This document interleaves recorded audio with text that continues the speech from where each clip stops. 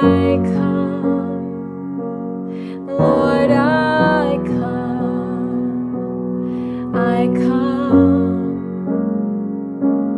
Lord, I come to tell you I love you, to tell you I need you, to tell you there's no better place for me than in your arms, to tell you I'm sorry for running in circles,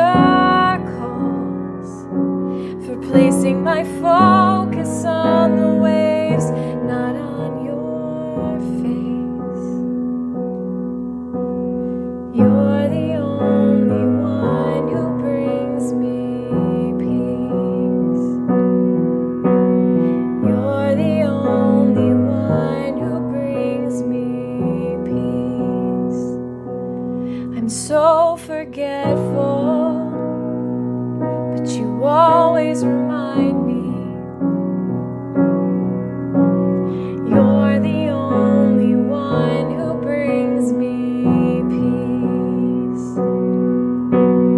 You're the only one who brings me peace. So I come, Lord, I come, I come,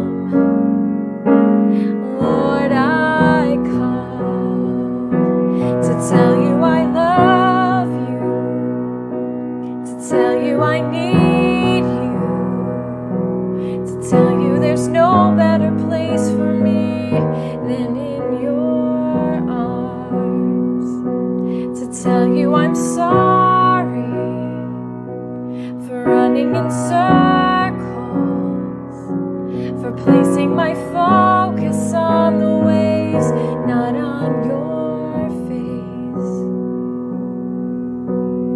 You're the only one who brings me peace.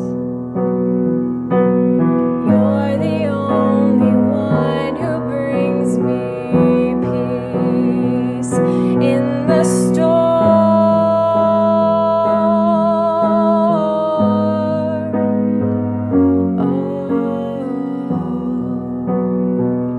In the storm.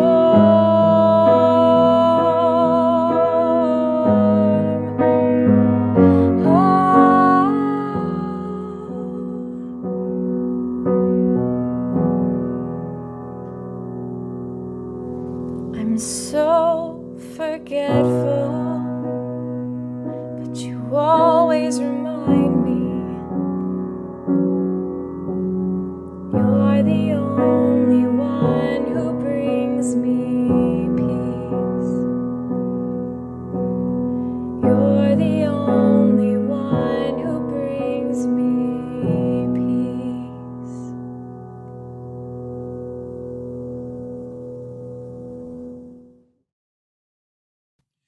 Hey, good morning, Firmly Rooted family. Happy Monday morning. Pastor Tom, Firmly Rooted Ministries, and here by myself at the coffee shop. It looks like the office and things are going to be moved this week. I'm going to try to find out the details, hopefully today. But good to have you on board. Mary Jo Johanna, good morning to all. Vivian Davis, good morning. Good to see you, Vivian. And yes, a cup of coffee sounds good. Yes, and it's cold. Nikki Chasen, good morning. Bert Reggiani, good morning. Kathy Burrell, good morning. Brian Vlaming, good morning, Saints. Elmar, good morning, brother. Good to have you. Jackie Matus, good morning. And good morning, FR friends from Alice Chalmers. Great to have you on board. All right, it's kind of interesting going through the crucifixion and everything since we just did that in the Gospel of John, but we're getting to see it from Mark's perspective. Last week, Pastor Grigsby introduced us to Barabbas,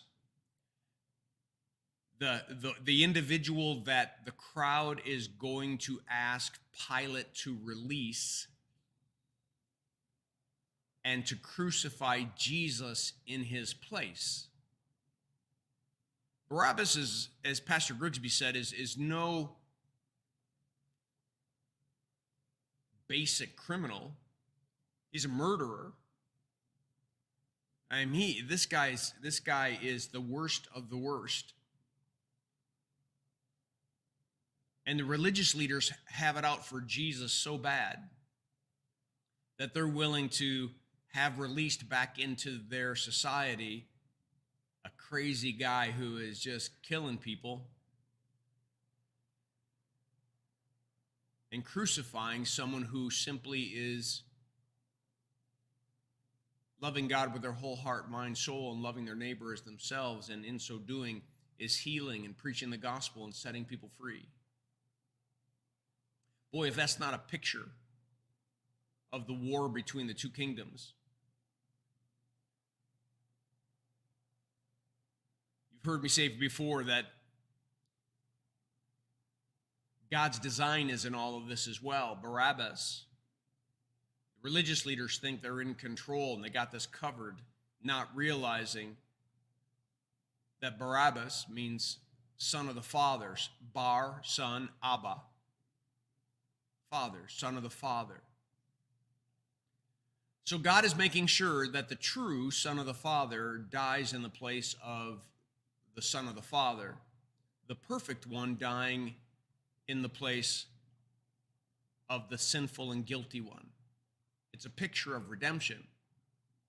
Par Lagerquist wrote a book called Barabbas, in which he tells the story of Barabbas being converted to Christianity, and none of the Christians want him around because kind of he's the blame for Jesus dying.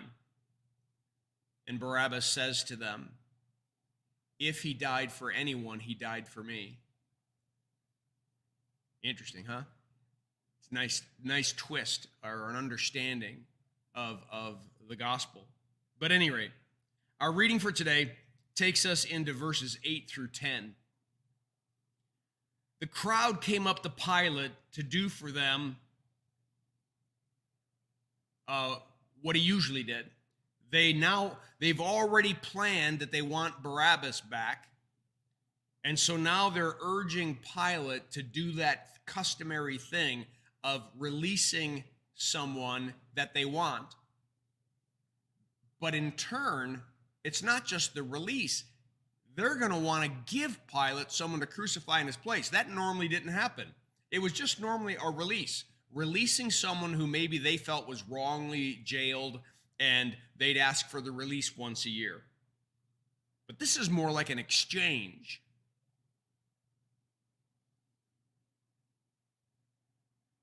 Do you want me to release to you the King of the Jews? That's been making sense to Pilate all along, because Pilate can't even think of a reason for his being arrested or crucified. Knowing it was out of envy that the chief priest had handed him over to him, out of envy, religious leaders becoming envious because someone else is grabbing the attention of the people.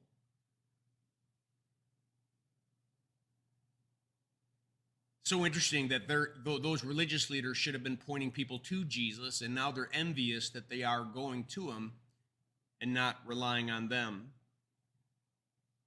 Pilate could see through their duplicity. He knew their motives were wrong and ugly.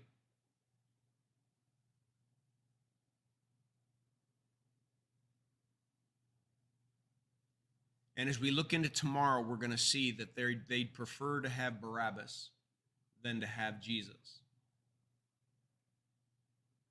But Jesus is going to make the crucifixion the focal point of his ministry as he crushes the devil's head and he redeems and saves us. See, he is Barabbas, and we are him. God made him who had no sin to be sin on our behalf, that we might become the righteousness of God. There wasn't just an exchange between Barabbas and Jesus. There's an exchange between Jesus and all of us. He didn't just die for Barabbas' sins, he died for all of ours and gave us his righteousness. That's the good news. That's the good news of the gospel. All right, I'll leave it at that. We'll hit the next verses tomorrow. I hope that this devotion was a blessing to you. Have a great day. make it a firmly rooted day, and may someone see Jesus in us today. Peace.